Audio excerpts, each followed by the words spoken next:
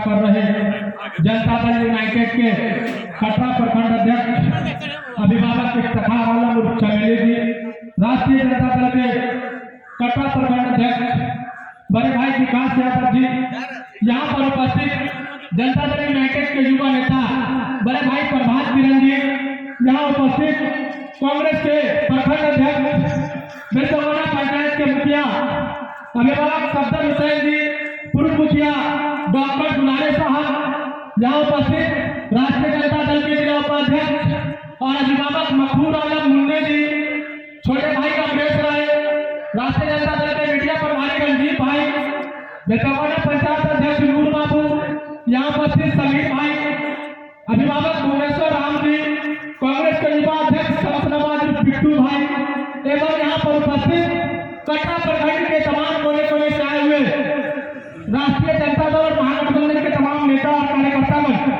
मैं आप सभी का इस 5 नवंबर की पावन धरती पर हार्दिक अभिनंदन और स्वागत करता हूँ। साथियों, आज का जो धरना है केंद्र सरकार के जो 9 साल है नरेंद्र मोदी जी के, उनके नाकामयाबी, बेरोजगारी और उनसे त्रस्त जनता जो त्रस्त है उसी को लेकर के यहाँ पर धरना प्रदर्शन किया गया है। साथियों, पूर्व के वक्ताओं ने विस्तार से बताया है, लेकिन चुनाव से पहले प्रधानमंत्री नरेंद्र मोदी जी और उनकी सरकार ने बहुत सारे वादे किए थे।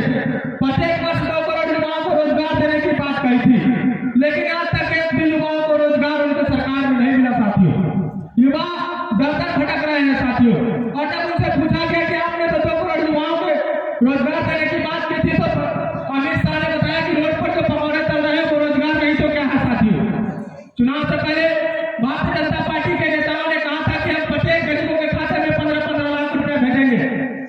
15-15 लाख रुपए क्या जनधन योजना का लोगों से खाता खुलवा लिया गया और उनसे ही जमा करके उन्हीं के पैसे पर टैक्स लगा दिया गया। साथियों, इन्होंने कहा था कि किसानों की आय दोगुनी करेंगे, किसानों की आय क्या दोगुनी करेंगे, तरह तरह के कानून ला दिए किसानों पर टैक्स लगा दिया गया। सैकड़ों दिन हमारे किसान सड़कों पर थे और उनको तरह तरह के किसानों को बातें कही गई, यहाँ तक उनको खालिस्तानी कहा गया, तमाम तरह की बातों से प्रताड़ित किया गया। बाद में जब किसानों ने हटने का नाम नहीं लिया, तब ये सरकार ने कानून को वापस लेने का काम किया है। साथियों, इन्होंने क्या काम किया, कहा कि 2024 तक 2022 तक हर प्रधानमंत्री आवास योजना का लाभ पूरे भारत के लोगों को दे देंगे।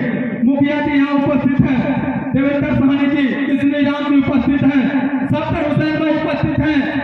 मुजफ्फरपुर जिले में एक भी आवास योजना आज तक उन्होंने नहीं दिया। जब से इनकी सरकार बनी तब से मुजफ्फरपुर जिले में आवास योजना का एक ब्लॉक है, मुजफ्फरपुर के एक भी लोगों को आवास नहीं मिला। साथियों, ये सरकार बिहार को विशेष राज्य का दर्जा देने की बात कही थी, लेकिन ये बिहार के विशेष राज्य का दर्जा क्या, प्रधानमंत्री आए पटना और कहा कि 100 करोड़ दूं, 200 करोड़ दूं, 900 करोड़ दे दिया और उसमें भी इन्होंने कटौती कर लिया और बिहार को आज तक देने का काम नहीं किया। मनरेगा मद में केंद्र सरकार से जो योजनाएं मिलती थी बिहार को, उसमें भी सरकार ने कटौती करने का काम किया। केंद्र से जो राज्य सरकार को लाभ दिया जाता था, उसमें भी इन्होंने कटौती करने का काम किया।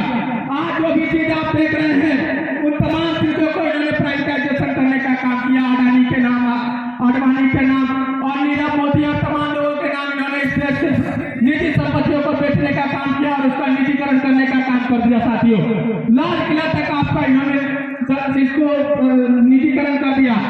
उसके बाद तमाम चीजों पर इन्होंने जीएसटी, छोटे मझले व्यापारी और गरीब तबके के लोगों पर जीएसटी जैसा बोझ तान करके और गरीब को और गरीबी में धकेलने का काम कर दिया। प्रधानमंत्री उज्ज्वला योजना नाम करके इन्होंने गरीब महिलाओं को मुफ्त गैस सिलेंडर देने की बात कही थी। कांग्रेस के शासनकाल में अभी प्रभात किरण जी बता रहे थे कि 300 और 400 रुपए का एक सिलेंडर आया करता था। यही स्मृति ईरानी प्रधानमंत्री मनमोहन सिंह को चूड़िया भेजा करती थी। आज कहाँ है स्मृति ईरानी? एक गैस सिलेंडर की कीमत 1300-1400 रुपए है। साथियों, और इसके बाद नई बात शिक्षा से संबंधित मैं आप सभी को बता दूं कि अब शिक्षा का भी निजीकरण होने जा रहा है। हमारे बड़े लोगों के बच्चे तो विदेशों में जाकर के शिक्षा ग्रहण कर लेंगे, लेकिन गरीब के बच्चों को इस देश में शिक्षा ग्रहण करने के लिए मोटी रकम की आवश्यकता पड़ेगी और आवश्यकता नहीं रहेगा तो हमारा आपका बच्चा प्राइवेट निजी विद्यालय में नहीं पढ़ पाएगा। सरकारी विद्यालय पढ़ेगा उसको गुणवत्तापूर्ण शिक्षा ये सरकार नहीं देने जा रही। जो भी रेलवे स्टेशन था उन तमाम रेलवे स्टेशनों को ये सरकार ने निजी हाथों में दे दिया। बेरोजगारी का आलम ये हमारे देश में कि अभी उड़ीसा में रेल दुर्घटना हुआ साथियों, देखते होइएगा इस सरकार की क्या व्यवस्था थी, उसमें कितने लोग, सैकड़ों लोग, हजारों लोग मर गए और उनके उन लोगों की संख्या को भी इस सरकार ने छुपाया और न रेल मंत्री ने इसकी जिम्मेदारी ली और न किसी ने, और प्रधानमंत्री नरेंद्र मोदी वहां गए और एक भी घोषणाएं नहीं की वहां और नहीं किसी का हालचाल जानने का कोशिश किया साथियों। ये देश रहेगा कि टूटेगा। लालू यादव जी ने कहा था कि ये तय आपको करना है, ये तय हमको करना है, ये देश रहेगा कि टूटेगा। लालू यादव जी ने कहा था, आप लोगों ने समझा नहीं, हम लोगों ने समझा नहीं। युवाओं ने सोचा कि भाई 2 करोड़ रोजगार देगा प्रत्येक साल, कहीं न कहीं हमारा नंबर आ जाएगा, वोट दे देते हैं। अब वोट दे दिया और ये सरकार रोजगार तो क्या, इनके लिए कोई समाधान नहीं निकाल पाई युवाओं के लिए साथियों। तो आगामी 2024 का चुनाव आ रहा है। माननीय नीतीश कुमार जी और माननीय तेजस्वी यादव जी के नेतृत्व में बिहार में महागठबंधन की सरकार चल रही है और जो सरकार बेहतर कार्य कर रही है। हम यहाँ उपस्थित तमाम लोगों से यही आग्रह करेंगे और यही कहेंगे कि आने वाले 2024 के चुनाव में सचेत रहने की आवश्यकता है और सचेत रह करके इस भाजपा को अपने अपने पंचायत से खदेड़ना है और जहाँ कहीं भाजपा के सांसद दिखे, विधायक दिखे, तो उनसे पूछिएगा कि क्या हुआ, आपने जो कहा था कि रोजगार देंगे, विकास करेंगे, कहाँ गया आपका रोजगार, कहाँ गया विकास। नंदकिशोर यादव उस समय मंत्री थे, इसी कटरा से गुजरे थे, चामुंडा मंदिर में पूजा किए थे, हम भी कटरे में थे।